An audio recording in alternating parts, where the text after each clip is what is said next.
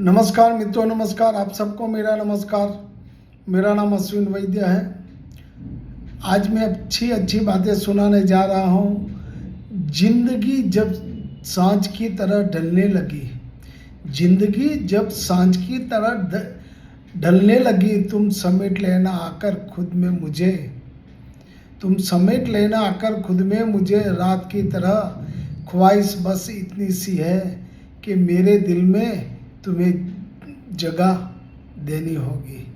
कोई तो हो जो ढूंढे मुझे प्यार से, हम छिपकर फिर पकड़े जाना चाहते हैं, हम छिपकर पकड़े जाना चाहते हैं। रिश्तों में वही रिश्ता सबसे अच्छा होता है जो किसी गलती के बाद हल्की सी मुस्कुराहट और थोड़ी सी माफ़ी के साथ ही पहले जैसा हो जाता है।